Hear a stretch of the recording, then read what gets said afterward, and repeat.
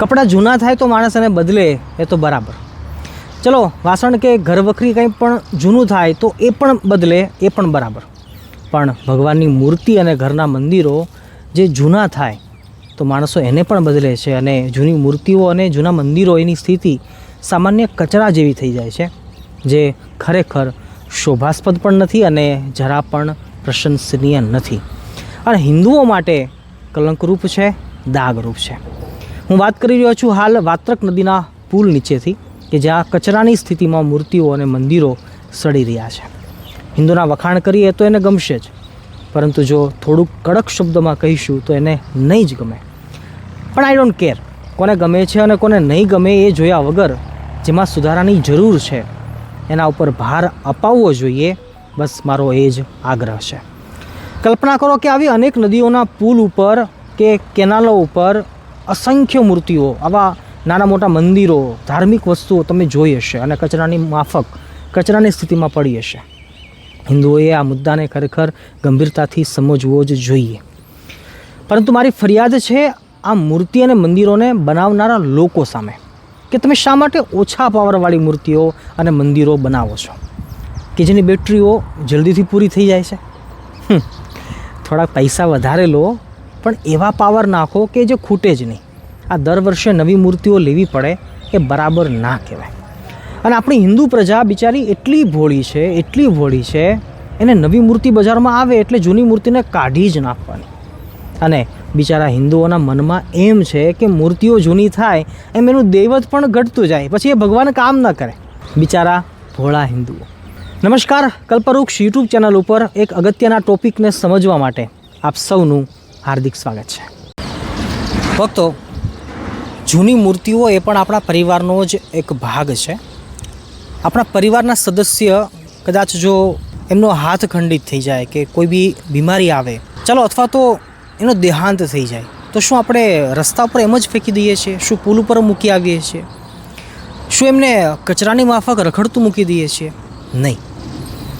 અને જો એવું થતું હોય તો આપણી માનવતા ક્યાં ગઈ?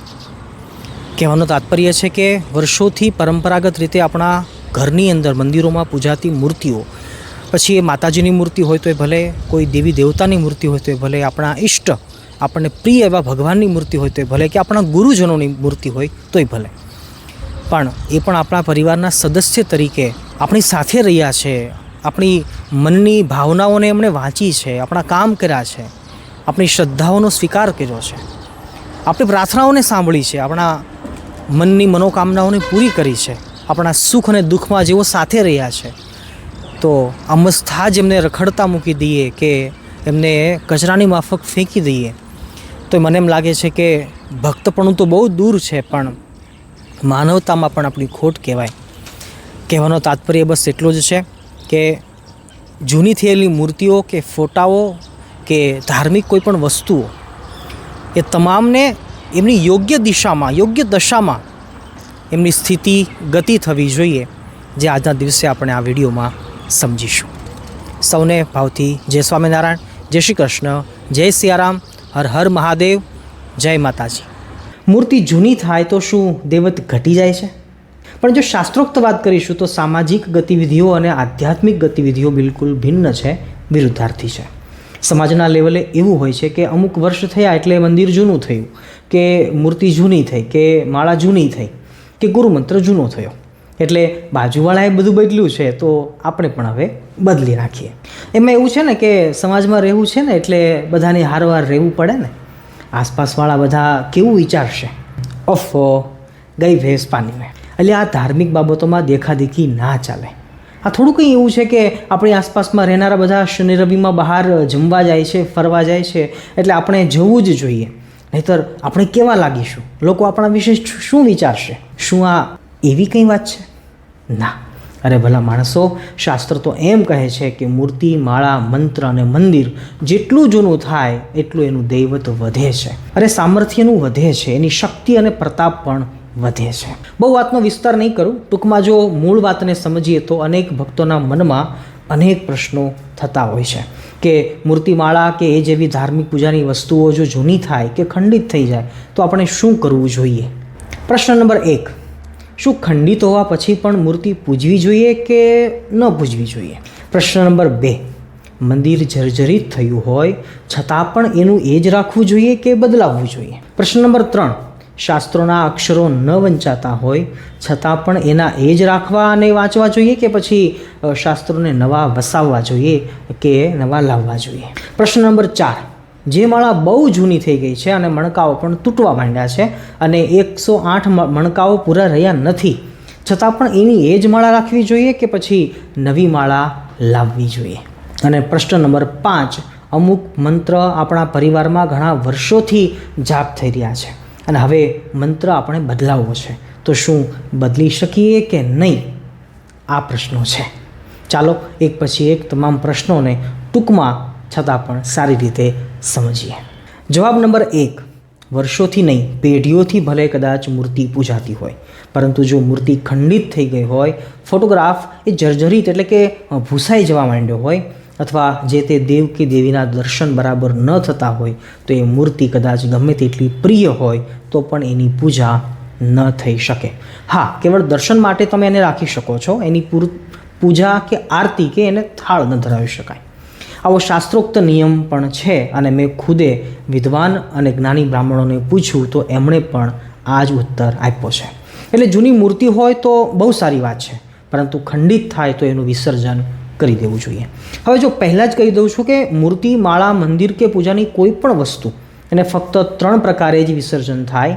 નંબર 1, અગ્નિમાં હોમ કરીને એટલે કે અગ્નિદાન કરીને. નંબર 2, વહેતી નદી, પવિત્ર નદી કે સમુદ્રમાં જળ સમાધિ કરીને એટલે કે વરુણદેવને સમર્પિત કરીને. અને નંબર 3, પૃથ્વી દેવીને સોંપીને એટલે કે ભૂ સમાધિ કરાવીને જમીનમાં પધરાવવાથી. બસ આ 3માંથી એક પણ રીતે આપણે ધાર્મિક કોઈ પણ વસ્તુ, પદાર્થ કે મૂર્તિની વ્યવસ્થા કરી શકીએ છીએ. અહીંયા એ વાત ટચ થાય છે એટલે કહી દઉં કે નિયમ છે પવિત્ર નદીમાં કે વહેતી નદીમાં પધરાવવાનો અથવા એમના કાંઠે યથાશક્તિ ઊંડો ખાડો કરીને પધરાવવાનો, એવું વિધાન છે.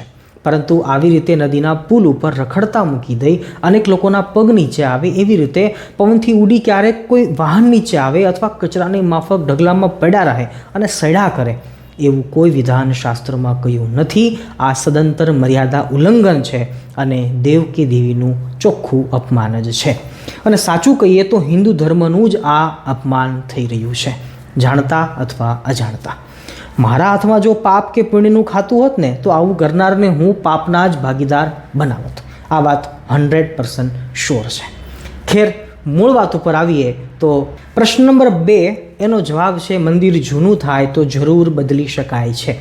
અહીંયા ઘરના નાના મંદિરની હું વાત કરું છું. બદલવાની ના નથી, જૂનું મંદિર થાય તો બદલવું જોઈએ, પણ મનમાં ભાવ એવો હોવો જોઈએ કે આપણા ભગવાનને નવા ઘરમાં પધરાવીને એમની સેવા પૂજા કરીશું તો પ્રભુ આપણા ઉપર વધારે રાજી થશે. અને બાકી દેખાદેખીના ભાવથી મંદિર ક્યારેય પણ ન બદલાવવું જોઈએ. અને હા, જૂના મંદિરને આમ નદીના પુલ ઉપર મૂકવાનો કોઈ મતલબ જ સરતો નથી. એટલે આવું તમને કહ્યું કોણે? મને તો આ લોજિક હજી પણ સમજાયું જ નથી.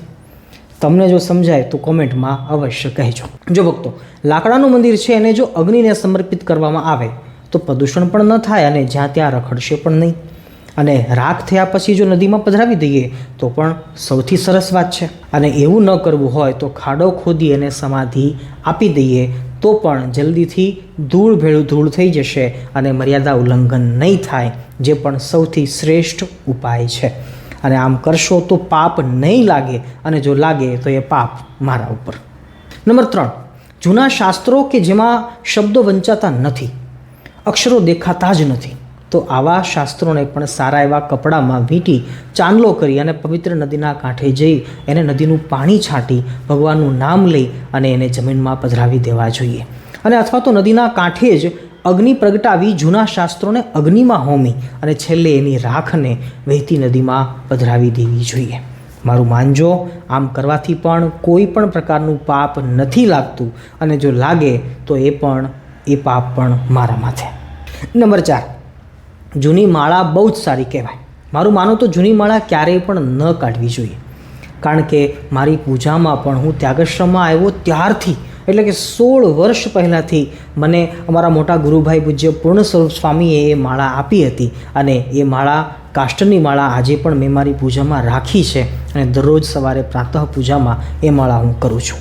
હા, સમય પ્રમાણે જૂની થઈ છે અને ક્યારેક અમુક મણકો તૂટી પણ જાય છે, પણ બીજો કોઈ મણકો એના જેવો હોય એમાં ઉમેરી દઈએ તો માળા ફરીવાર પાછી બરાબર થઈ જાય છે. અને આવું મેં પર્સનલી ઘણીવાર કર્યું પણ છે અને એમાં કોઈ દોષ પણ નથી.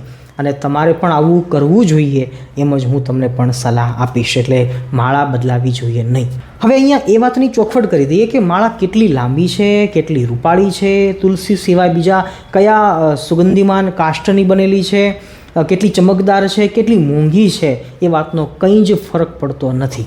પરંતુ માળા ગમે તે હશે પણ જો મણકે મણકે સ્વામિનારાયણ સ્વામિનારાયણ, રાધે કૃષ્ણ, સિયારામ સિયારામ, મહાદેવ મહાદેવ, ઓમ નમઃ શિવાય, ઓમ નમઃ શિવાય આમ જો જાપ થતા હશે તો એ માળા જરૂરથી કલ્યાણકારી સાબિત થશે. આઈ હોપ કે એ વાત તમને સમજાણી હશે. અને છેલ્લે નંબર 5, મંત્ર જાપ બદલવો જોઈએ કે નહીં. કોઈ પણ મંત્રનો જાપ જે તમે હાલ કરો છો એ કોઈ પણ ગુરુ દ્વારા જ તમને આપવામાં આવ્યો હશે અથવા પરિવારમાં આ મંત્રનો જાપ પહેલેથી થતો હશે. અને જે તમારા ગુરુ હશે એ પણ કોઈ પણ સંપ્રદાય સાથે જોડાયેલા હશે.